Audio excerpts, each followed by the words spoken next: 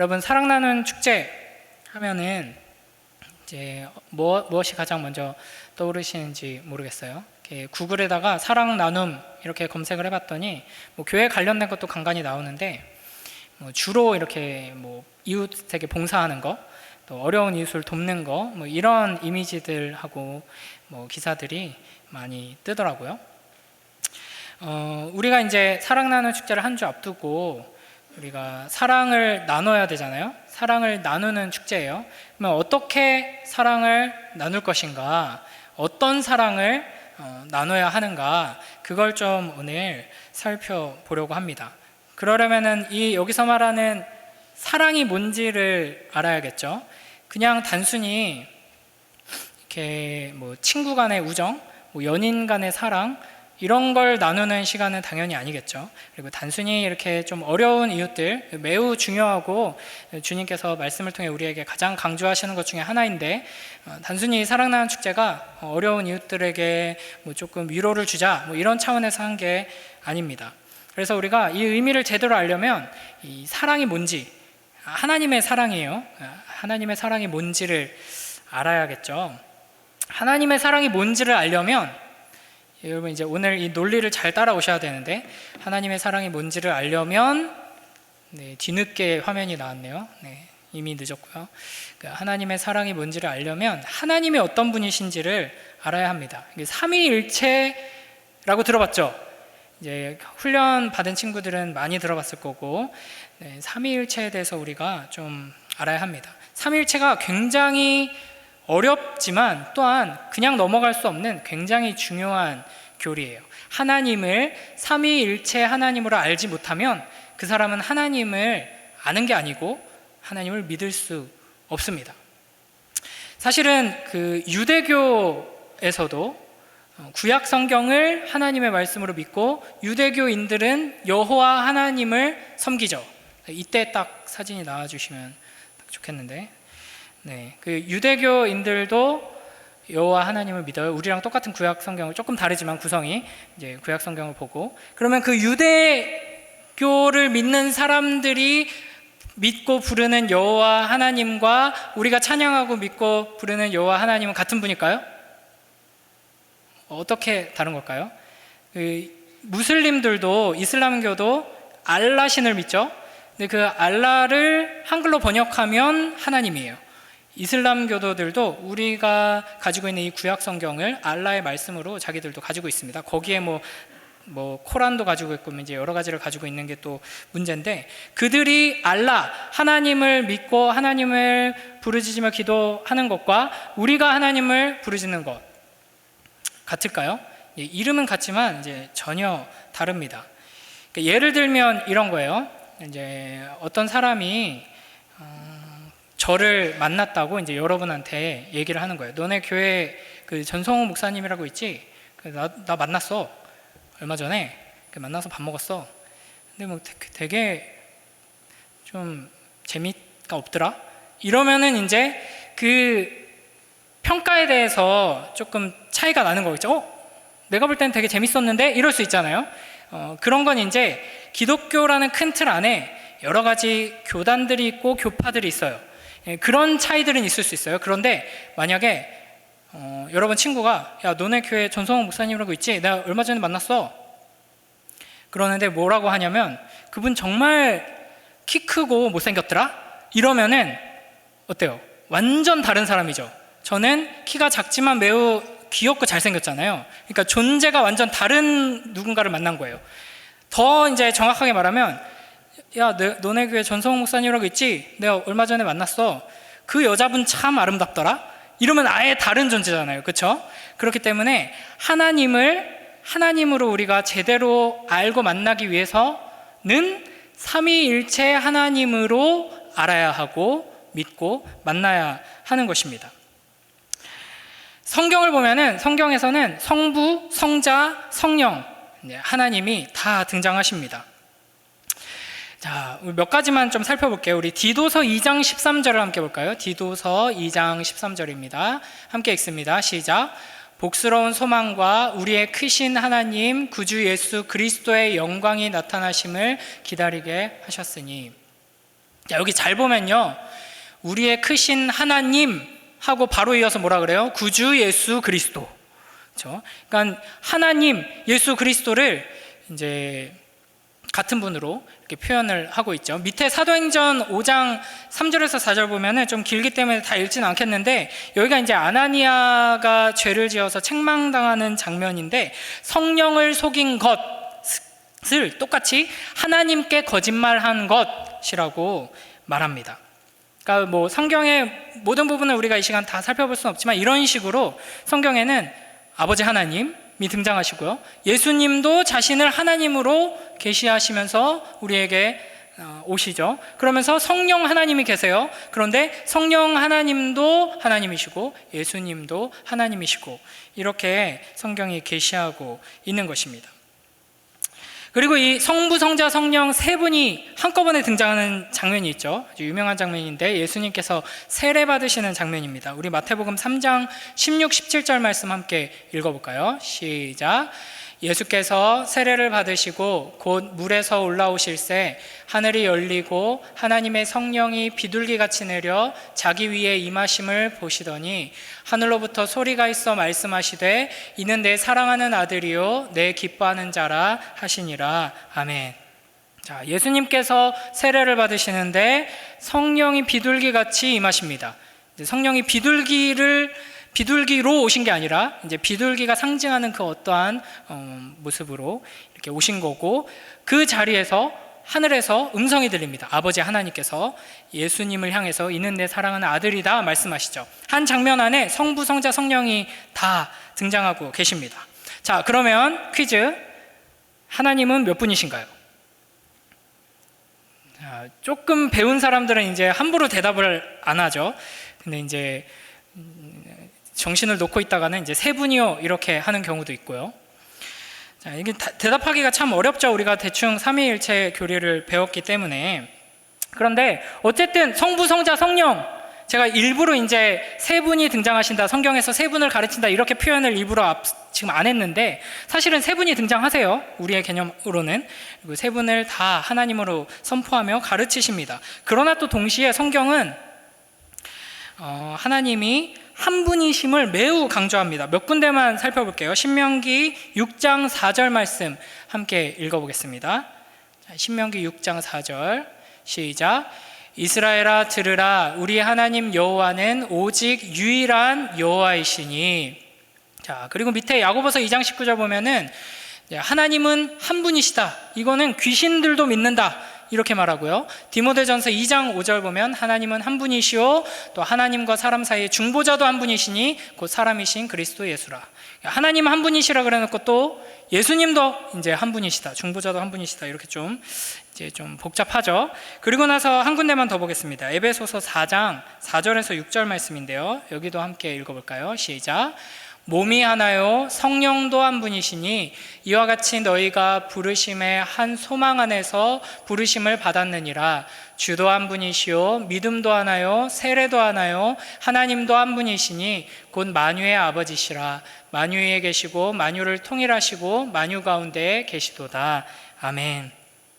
이 에베소서 맥락에서는 하나님이 한 분이시기 때문에 예수 그리스도의 몸된 교회, 하나님의 자녀들인 이 교회는 하나여야 한다 하는 걸 굉장히 강조하면서 지금 이 말을 하는 거거든요. 예수님의 몸이 여러 개가 아니다, 하나다. 너희는 하나가 되어야 한다. 성령 하나님도 한 분이시다. 그 한 성령 안에서 우리가 하나가 된 거 아니냐, 그렇게 이야기를 합니다. 주 예수 그리스도 한 분이시다. 그러니까 그 한 분 예수 그리스도를 믿는 믿음으로 우리가 하나가 되어야 하지 않겠느냐, 이런 식으로 이제 강조하고 있습니다. 그러니까 성경에서는 성부, 성자, 성령 하나님에 대해서 이야기하면서 또 하나님이 한 분이시라고 이야기하고요. 하나님이 세 분이십니다라는 이야기는 전혀 없어요. 오히려 이제 하나님이 한 분이시다 하는 것을 매우 강조하고 있습니다. 그래서 좀 이해하기가 힘들죠. 하나님 보면 성부, 성자, 성령, 우리 표현으로 하면 세 분이신데 세 분이라고는 말하지 않고 이제 한 분이시다라고 이야기를 합니다. 그래서 이제 삼위일체 교리에 대해서 여러 가지 이렇게 설명을 하다 보면은 성경의 가르침에서 어긋나는 이런 걸 이제 이단이라고 하는데요. 이단에 빠지곤 합니다. 뭐 예를 들면 이런 거죠. 제가 여기서는 이제 목사죠. 집에 가면은 한 분의 남편이고 또 아이들의 아빠죠. 이런 것처럼 하나님 성부, 성자, 성령으로 계신다 하면 이거 이단입니다. 이건 이제 하나님이 마치 한 분이신데 역할을 바꿔서 우리에게 보여주시는 것처럼 설명을 하고 있죠. 그러나 성경은 그렇게 말하지 않습니다. 성부, 성자, 성령 각각의 하나님이신 거죠. 뭐 태양을 가지고 설명하는 사람들도 있어요. 이것도 이단이에요. 태양이 있고 태양에 빛이 있고 그 열이 있죠. 그런 것처럼 이제 태양 자체는 성부 하나님이시라면 태양의 빛이신 그리스도, 이거 굉장히 성경적이죠. 요한복음이 그리스도를 빛으로 이제 계시하고 있으니까. 그리고 그 따뜻한 성령님, 이게 이제 삼위일체다. 근데 그런 굉장히 감동적이고 이해가 쏙쏙 되지만 이단입니다. 뭐 막 별의별 게 많이 있어요. 컴퓨터를 가지고 설명하는 사람도 봤어요. 컴퓨터 본체가 있고 모니터가 있고 키보드가 있다. 이런 것처럼 삼위일체 하나님은 각각의 이제 성부, 성자, 성령이 계신다. 근데 여기 맹점이 뭐예요? 예수 그리스도만 이제 봤을 때도 하나님이세요. 그렇죠? 성령 하나님만 계셔도 하나님이세요. 그렇죠? 그러나 키보드만 들고 와서 아빠 컴퓨터 사왔다. 그런데 키보드만 사왔어. 그러면 아빠 컴퓨터 사주셔서 감사해요 할 사람은 아무도 없죠. 컴퓨터를 사준다면서 왜 키보드만 사왔어요? 하고 따지겠죠. 그러니까 컴퓨터가 되기 위해선 세 개가 다 있어야 되잖아요. 성부, 성자, 성령 하나님은 세 분이 다 계셔서 합체를 해야지만 완전한 하나님이 되는 이제 합체 로봇 같은 게 아니라 각각의 하나님이신데 하나로 계신다 하는 겁니다. 이제 설명할수록 굉장히 미궁 속으로 빠져들고 있는데 이제 쉬운 길로 가겠습니다. 사실 쉬운 길은 별로 없는데 최대한 쉬운 길, 삼위일체 교리를 이해하는 가장 중요한 핵심은 뭐냐면 사랑입니다. 사랑을 빼놓고 어떻게든 이해하려고 노력하다 보니까 자꾸 이상한 설명으로 빠지는 건데요. 우리 요한일서 4장 8절 말씀 함께 읽겠습니다. 시작. 사랑하지 아니하는 자는 하나님을 알지 못하나니 이는 하나님은 사랑이심이라. 아멘. 성부, 성자, 성령 삼위 하나님께서는 사랑이십니다. 이 표현이 굉장히 독특하죠. 하나님은 이제 우리를 도우신다. 하나님은 우리를 심판하신다. 하나님께서 무엇을 행하신다. 또 어떤 성품을 가지고 계신다. 하나님은 선하시다. 뭐 이런 표현들은 많이 있지만 하나님은 사랑이 많으시다 라든지 하나님은 우리를 사랑하신다가 아니라 하나님은 사랑이시다 라고 이제 이야기하고 있습니다. 그러니까 이 사랑이라는 속성은 하나님을 이해하는 데 있어서 가장 중요한 기초가 되고 핵심이 되는 속성이라는 것입니다.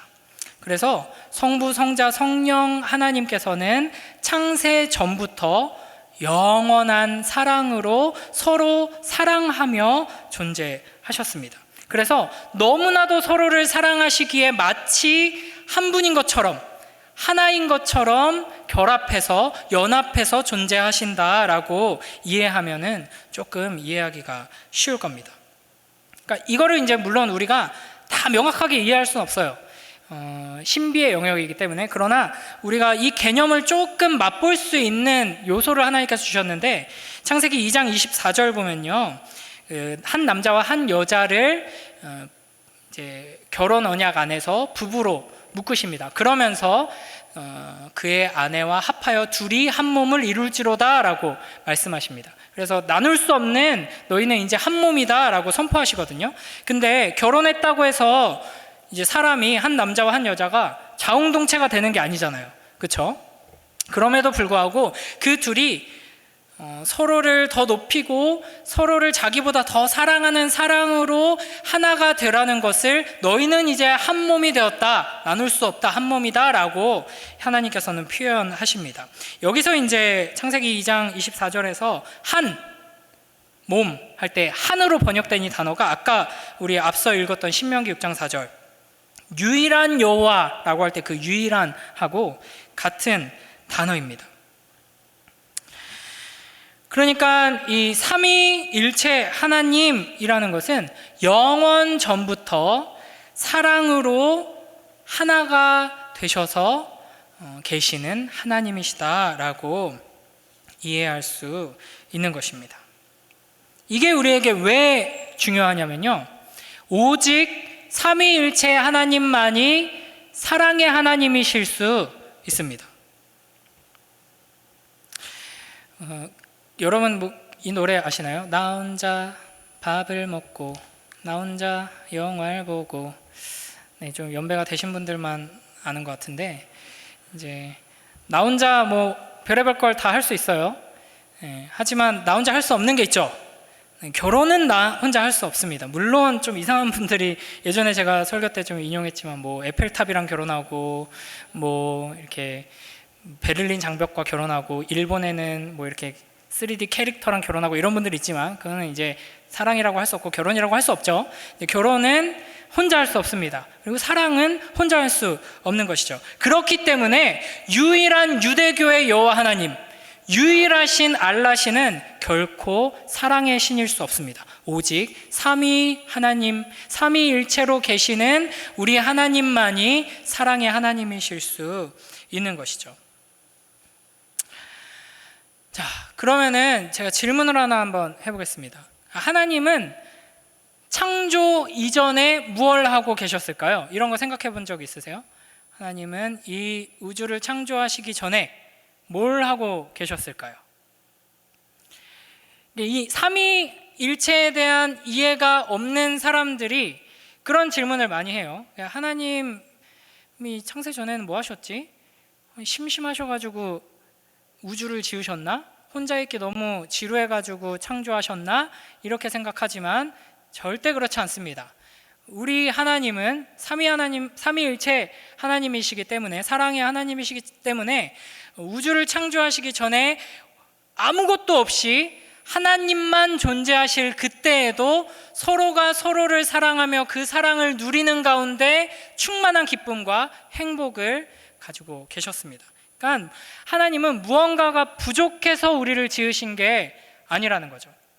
대부분의 이제 고대 근동의 여러 가지 신화들이나 이제 종교가 가지고 있는 신의 개념들은 대부분 이제 고등 종교는 유일신 사상을 가지고 있죠.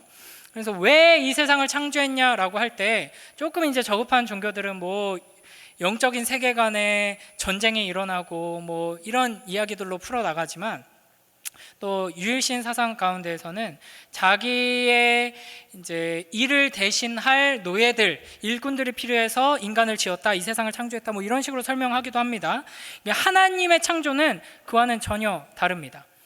하나님을 도와줄 어떤 존재, 하나님을 높일 어떤 존재가 필요하고, 창조함으로써 뭔가 인격적인 피조물이 없으면 하나님이 부족하고 만족스럽지 않기 때문에 창조하신 것이 아니라 오히려 정반대예요. 하나님 홀로 계실 때, 삼위일체 하나님께서 사랑 가운데 서로 사랑하며 계실 때 완전한 기쁨과 행복과 만족을 누리며 계셨지만, 그 사랑이 너무 크기 때문에, 그리고 기본적으로 사랑의 속성이 바로 그런 거죠.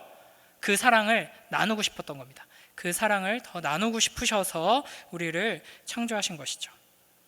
그래서 여러분, 우리 하나님이 삼위일체 하나님이시다 하는 걸 아는 게 매우 중요합니다. 그걸 알아야지만 하나님이 사랑이시다 하는 것의 의미를 알 수 있고요, 또 그걸 알아야지만 우리가 어떤 분과 영원히 함께 할 것인가를 알 수 있기 때문입니다. 그러니까 우리가 구원받는다 하는 거는 하나님과 영원히 함께 한다 하는 거예요. 제가 예전에 천국에 대해서 설교할 때 말씀드렸었죠. 천국에는 하나님을 너무나 사랑해서 하나님과 영원히 함께하기를 갈망하는 자들은 다 들어갈 수 있습니다. 이제 그렇기 때문에 그 하나님이 어떤 분이신지 아는 게 매우 중요하죠. 그러니까 예를 들어서 불타는 건물 안에서 소방관이 나를 구해줬어요. 이때는 이 소방관이 어떤 사람인지 크게 중요하지 않습니다. 소방관으로서 불길을 뚫고 사람을 구해낼 수 있는 그 용기와 능력이 있는가, 기술이 있는가, 장비를 갖추고 있는가, 이런 것들은 중요하겠죠. 근데 이 소방관이 앞에서는 막 친절하게 말하는데 뒤에 가서는 막 사람들 뒷담화하고 막 거짓말 많이 하고, 막 자기들끼리 있을 때는 막 이 새끼 저 새끼 하면서 막 입이 거친 사람인지 아닌지 막 이런, 이 사람의 성품에 대해서 전혀 중요하지 않아요. 하지만 이제 이 소방관이 날 구해줬어. 그래가지고 사랑에 빠졌어. 그래서 이 사람하고 이제 결혼을 하려고 해. 그러면 이때부터는 이 사람이 어떤 사람인지, 어떤 성격을 가지고 있고, 또 어떤 마음을 가지고 있고, 어떤 생활 습관을 가지고 있고, 이런 것들이 매우 중요하게 됩니다. 마찬가지로 우리는 하나님과 영원히 함께 해야 해요. 그렇기 때문에 이 하나님이 어떤 분이신지 아는 게 매우 중요하죠. 그런 점에서 삼위일체 교리는 우리에게 매우 기쁜 소식을 전해줍니다. 우리가 믿는 하나님은 사랑의 하나님이시고 행복한 분이시다. 그래서 너희가 하나님과 함께하면 너희는 사랑을 받게 될 것이고, 사랑이 뭔지를 배우고 사랑을 할 수 있게 될 것이고, 너희도 그 행복을 맛볼 수 있게 될 것이다 라고 말씀해 주시는 것입니다. 자, 한 가지 주제만 더 좀 살펴볼게요.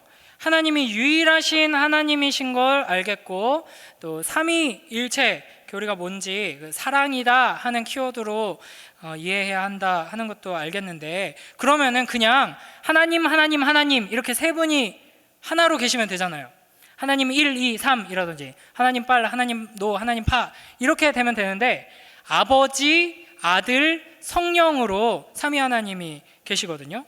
여기서 이제 좀 혼란이 생기는 겁니다. 하나님은 성부 하나님, 성령 하나님, 성자 하나님 다 세 분이라는 표현이 좀 맞진 않지만 세 위격의 하나님이 다 하나님이시고 동등한 하나님이시며 서로 사랑 가운데 하나로 존재하신다라는 건데, 왜 아버지, 아들, 성령이지? 그리고 그러면은 이제 우리 인식 안에서는 당연히 아버지가 제일 높다고 생각하고, 아들이 좀 더 낮고, 아버지에게서 아들이 나오고, 성령은 아버지와 아들께서 보내는 분이잖아요. 뭐 심부름꾼 같은 역할을 하는 것처럼 보이기도 하고, 그러니까 이거 단계가 있나 위계가 있나 이렇게 생각하기가 쉽습니다. 그래서 이제 제 아들이 뭐 예를 들어볼게요. 저한테 와서 물어봐요. 아빠, 하나님이 커요, 예수님이 커요, 성령님이 커요? 이렇게 물어봐요. 누가 더 높으냐 이렇게 질문한 거예요. 그럼 어떻게 대답을 해야 할까요? 굉장히 어려운 질문이죠. 이럴 때는 이제 필살기를 쓰면 됩니다. 엄마한테 가서 물어봐, 이렇게 하면 됩니다. 그러면 이제 엄마한테 가서 엄마, 하나님이 커요, 예수님이 커요, 성령님이 커요? 이러면 뭐라 그러겠어요? 아빠한테 가서 물어봐. 아빠, 목사님한테 가서 물어봐 이렇겠죠. 아빠가 목사님이니까 내가 목사님이었구나 이러면서 이제 대답을 해줘야 돼요. 다시 나한테 오면 뭐 어떻게 대답을 해야 될까요? 성경에게 물어봐 이러면 됩니다. 네, 성경에게 물어보면 돼요. 자, 그러면 이제 성경에서 뭐라고 대답을 해주냐? 성경에서 성부, 성자, 성령 삼위 하나님을 다 말씀해 주시고 한 분이라고 말씀하시는데, 그러면 누가 더 높지? 누가 더 중요하지? 성경에서 뭐라 그러냐면요, 몇 군데만 살펴볼게요. 진짜예요. 몇 군데만. 자, 요한복음 17장 1절 한번 보겠습니다. 요한복음 17장 1절 함께 읽습니다. 시작. 예수께서 이 말씀을 하시고 눈을 들어 하늘을 우러러 이르시되, 아버지여, 때가 이르렀사오니 아들을 영화롭게 하사 아들로 아버지를 영화롭게 하게 하옵소서. 아멘. 이어지는 이제 4절 5절도 마찬가지고요. 예수님께서 아버지 하나님께 뭐라 그러냐면 나를 영광스럽게 하소서라고 기도합니다. 그리고 내가 아버지를 영광스럽게 했습니다 라고 기도하죠. 그러니까 만약 어떤 사람이 제가 하나님만큼 나를 영광스럽게 하소서라고 기도한다면 어떻겠어요? 정말 훌륭한 목사님이시다 생각할 거예요? 여러분, 제가 하나님만큼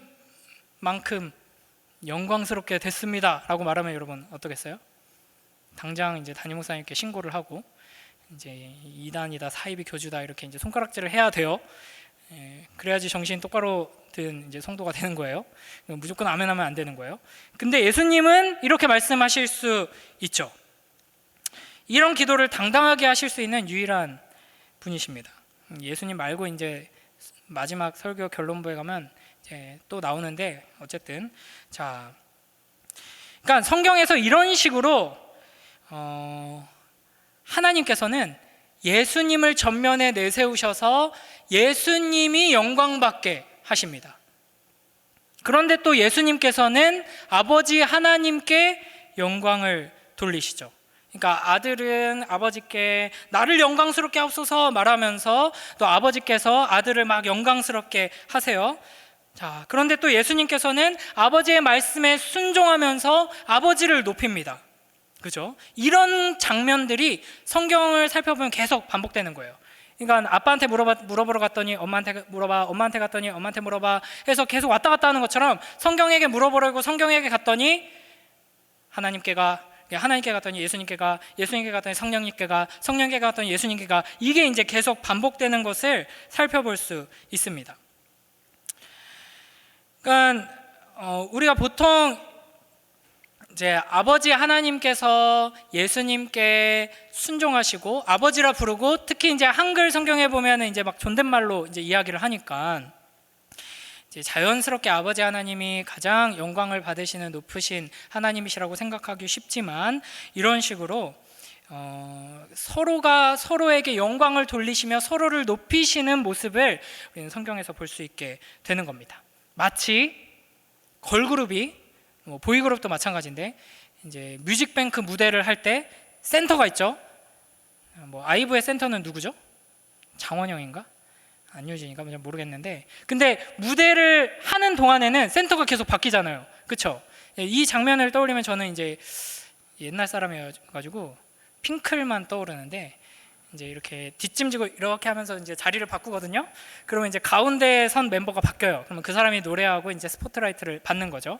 근데 이제 걸그룹 같은 경우는 이제 자세한 내막은 모르겠지만 대부분 서로 경쟁해요. 그렇죠? 내가 더 센터에 서고 싶고, 내가 더 잘 나가고 싶고, 이런 이제 경쟁이 있고, 그래서 누구 하나 마음 상하지 않게 하기 위해서 이제 자리를 바꾸면서 무대를 구성하고, 그 중에서도 그래도 좀 더 인기가 많고 좀 돋보이는 사람이 센터를 차지하게 되죠. 그러나 성부, 성자, 성령 삼위 하나님께서는 서로를 너무 사랑해서 이제 상대방을, 아버지 하나님께서는 예수님을 자꾸 센터로 밀어서 네가 최고야, 네가 모든 영광을 다 받아야 돼 해서 예수님이 나오시면 예수님은 그 센터에서 다시 또 아버지 하나님께 영광을 돌리면서 아버지 하나님께서 영광 받으시옵소서 하고, 이제 성령 하나님이 또 앞으로 나오시면은 성령 하나님은 또 예수님께로 이제 이렇게 되는 게 성경의 모습들입니다. 그래서 아까 우리가 마지막으로 찬양했던 영원한 사귐으로라는 찬양이 이런 이상한 가사를 가지고 있는 거예요. 저희가 찬양팀 토요일에 이제 연습하면서 가사가 좀 웃기고 이상하다고 반응하는 친구들도 있었어요. 근데 그런 걸 삼위일체 하나님의 서로 사랑하며 서로에게 영광을 돌림으로써 우리에게 다가오시는 그 하나님을 표현하고 있는 가사라고 할 수 있습니다. 몇 군데만 더 좀 살펴볼게요. 우리 마가복음 1장 12절 보면요, 성령이 곧 예수를 광야로 몰아내신지라, 이런 식으로 예수님께서는 성령 하나님의 말씀에도 순종하셔서 그 인도하심을 받으십니다. 성령 하나님을 높이는 거죠. 그리고 또 요한복음 16장 14절 보면은 성령 하나님에 대해서 이야기하면서 그가 내 영광을 나타내리니 라고, 이제 성령 하나님이 자기의 영광을 드러내면서 나 성령 하나님을 높여라 이렇게 하지 않으시고 예수님을 높이시고 예수님께 우리를 인도하신다 하는 겁니다. 그리고 고린도전서 12장 3절, 로마서 8장 15절 이런 데를 보면은 성령을 통해서 우리는 예수님을 주로 고백할 수 있게 되는 것이죠. 그러니까 성령 하나님께서 막 전면에 나서서 와 센터에서 영광 받나 싶은데 바로 또 예수님을 전면에 내세우면서 우리에게 예수님을 주로 고백할 수 있게 일하시는 게 성령 하나님이시죠. 그리고 또 예수 그리스도를 통해서 마가복음 6장 9절 주기도문을 보면 예수님께서 하나님을 아버지로 부르게 가르치시죠. 그리고 또 히브리서 2장 11절 보면 예수 그리스도를 통해 하나님을 아버지로 부르면서 예수님을 우리의 형제로 부르게 하십니다. 그러니까 이런 식으로 이제 성경을 통해서 누가 가장 영광 받으시는 높으신 분이신가를 살펴보려고 하면 우리는 이제 계속 헤매게 되는 거예요. 이거를 좀 어려운 말로 잊어버려도 돼요. 페리코레시스라고 하는데, 그래서 이제 초대교회에서는 성부, 성자, 성령 삼위 하나님을 표현할 때 저렇게, 저 보이세요? 이 세 존재가 손을 맞잡고 강강술래처럼 춤을 추고 있죠. 제가 걸그룹을 예화로 든 게 매우 성경적이고 초대교회 때부터 이어져 내려오는 전통이라는 걸 여기서 확인할 수가 있습니다. 그러면서 이제 막 기도하는 데 삼위일체 하나님 떠올리는데 막 자꾸 걸그룹 떠오르고 이러면 안 되고요. 자, 이 이미지를 한번 잘 기억해 두세요. 삼위 하나님은 성부, 성자, 성령 각각의 하나님이시지만 서로 사랑하면서 서로를 높이고 하나로서 아름다운 춤을 추고 계시는 하나님이십니다. 이게 바로 하나님의 아름다움이에요. 하나님은 사랑으로 이렇게 서로를 높이시며 사랑하시기에 그 안에서 우리는 아름다움을 맛볼 수 있게 되는 것입니다. 이거는 우리 안에서, 우리 가운데서 이 세상에서는 결코 경험할 수 없고 맛볼 수 없는 거죠. 뭐 마음이 아주 잘 맞고 서로 사랑하는 둘 정도 만났을 때는 조금 이렇게 이게 정말 서로 사랑한다는 게 이런 거구나, 또 여기 뭐 신혼부부도 있고 막 한데 그런 걸 느낄 수 있어요. 근데 거기에 이제 한 명만 더 껴들기 시작하면 이 관계가 막 굉장히 복잡해지고 무너지게 되죠.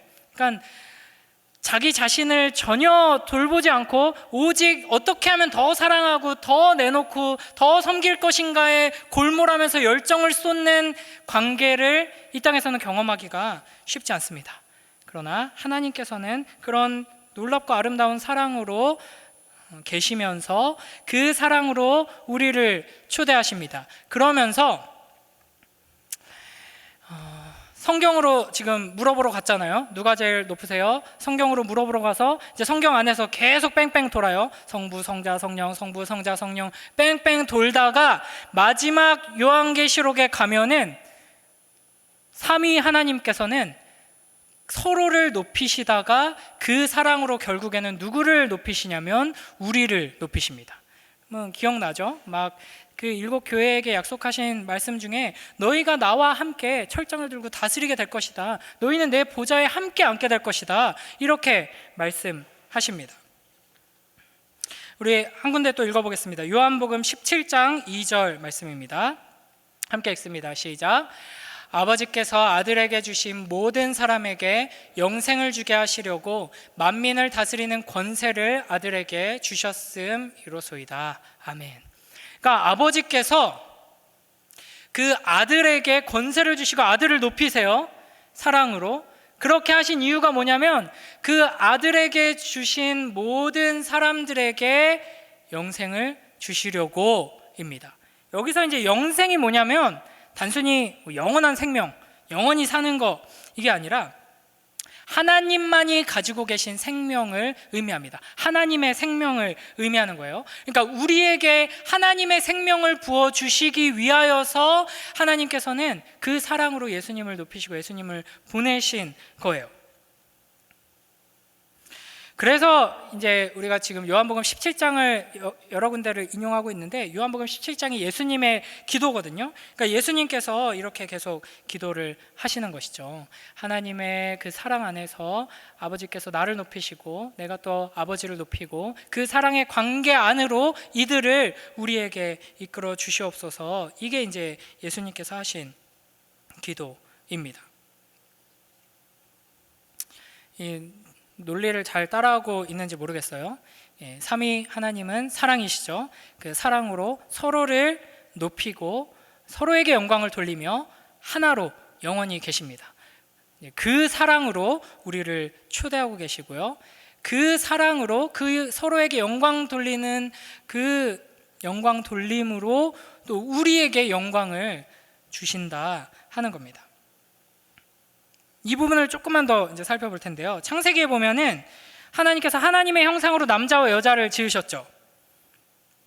그런데 뱀이 이렇게 유혹합니다. 창세기 3장 4절 5절 함께 보겠습니다. 시작. 뱀이 여자에게 이르되 너희가 결코 죽지 아니하리라. 너희가 그것을 먹는 날에는 너희 눈이 밝아져 하나님과 같이 되어 선악을 알 줄 하나님이 아심이니라. 사탄이 뭐라고 유혹하냐면 너네 선악을 알게 하는 나무 열매 그거 먹지 말라고 하셨다며? 그거 왜 먹지 말라 그러신지 알아? 그거 먹으면 너희가 하나님처럼 될까봐 하나님이 그거 금지하신 거야. 이렇게 하면서 따먹게 해요. 여러분, 하나님께서 우리를 하나님과 같이 될까봐 걱정하실까요? 정반대입니다. 하나님께서는 처음부터 우리를 하나님의 형상으로 지으시고 무엇을 작정하셨냐면 이들을 나와 같은 거룩하고 영광스러운 존재로 완성하겠다는 뜻을 가지고 계셨어요. 그래서 이건 거짓말이에요. 하나님과 같이 되는 건 하나님의 갈망이었습니다. 원래 하나님의 계획이 바로 우리가 하나님처럼 되는 거였어요. 그래서 베드로후서 1장 4절에서도 이렇게 말씀하시죠. 함께 읽습니다. 시작. 이로써 그 보배롭고 지극히 큰 약속을 우리에게 주사 이 약속으로 말미암아 너희가 정욕 때문에 세상에서 썩어질 것을 피하여 신성한 성품에 참여하는 자가 되게 하려 하셨느니라. 아멘. 여기서 신성한 성품에 참여하는 자가 되게 하려고 하신다라는 말, 신성한 성품이 뭐냐면 하나님의 성품이에요. 하나님의 성품이 얼마나 영광스러운 것인지를 좀 맛보게 하려고 너희를 불렀다, 이 정도 수준이 아니라 너희가 바로 그 하나님과 같은 존재가 되게 하기 위해서 내가 너희를 불렀다라는 말씀입니다. 이게 초대교회 때부터 이렇게 가르쳐 왔어요. 4세기 교부 아타나시우스라는 아주 훌륭한 분은 우리가 하나님 되게 하시려고 그분이 인간 되셨다라고 표현합니다. 종교학자 마틴 루터는 이렇게 말했어요. 우리를 하나님처럼 만드시는 것이 복음의 목적이다. 말하자면 일종의 신격화이다. 여러분, 아까 제가 예수님처럼 기도하면 그거는 이단적인 거고 사입이라 그랬잖아요. 저를 하나님처럼 영광스럽게 하여 주소서 하는 기도, 자기를 신격화하는 기도예요. 그러나 사실은 하나님께서는 우리로 하여금 예수님과 같이 이 기도를 하면서 하나님을 닮아가라고 하십니다. 그러니까 우리가 신격화하면 굉장히 부정적인 것들을 떠올리게 돼요. 뭘 떠올리세요? 북한의 김모 씨라든지 여러 가지 사이비, 통일교 저 할아버지 할머니인데 저렇게 자신을 높이고 자신에게 영광을 돌리면서 자신을 하나님처럼 만들려는 사람들이 있습니다. 그러나 이 신격화는 하나님 말씀 안에서 이상한 단어가 아니에요. 굉장히 영광스러운 단어입니다. 그러니까 이 신격화, 신이 어떤 존재인가를 생각할 때 우리가 일반적인 신으로 생각하면은 자기가 모든 권력을 쥐고 자기 마음대로 하고 자기가 제일 높고 자기가 모든 영광을 받는 걸 신격화라고 하겠죠. 그러나 사랑이신 하나님, 삼위일체 하나님을 이해하는 가운데 신격화라고 하면 그것은 하나님처럼 되는 거예요. 자기를 낮추고 자기가 아닌 스스로를 높이는 것이 아니라 하나님을 높이고 서로를 높이고 사랑하는 그것이 바로 참된 신격화라고 할 수 있습니다.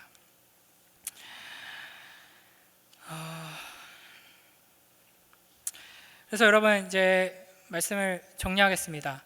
주님께서 우리를 사랑하시는데 삼위 하나님의 사랑으로 우리를 사랑하십니다. 그래서 그 삼위 하나님의 사랑으로 우리를 부르십니다. 그 삼위 하나님의 사랑 안에 우리가 들어와서 함께 하기를 원하십니다.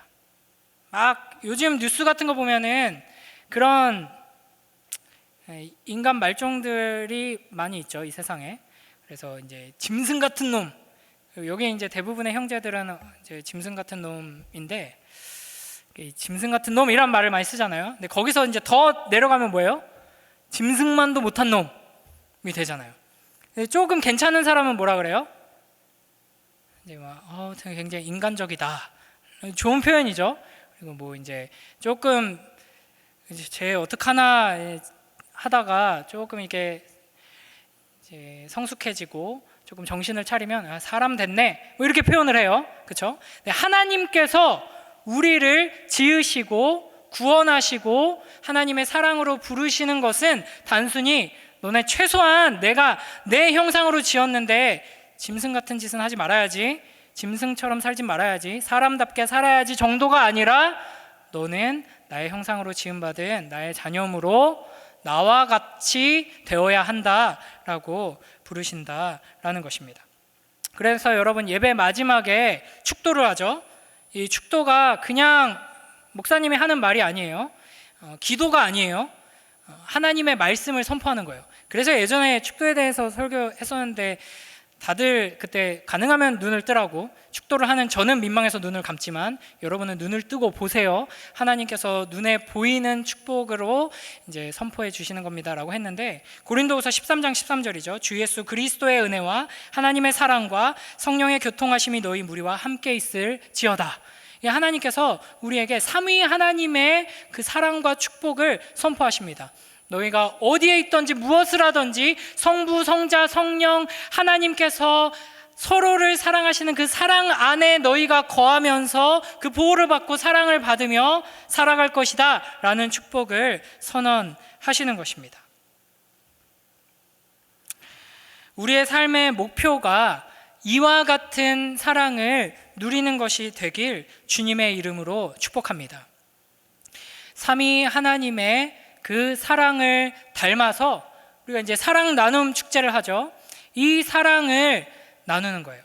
그러니까 이 삼위 하나님, 서로에게 계속해서 영원히 사랑을 나누시는 삼위 하나님을 알고 믿고 그 사랑 안에 들어가게 되면 그 하나님을 닮아가며 우리는 자연스럽게 그 사랑을 나누게 되는 것이죠.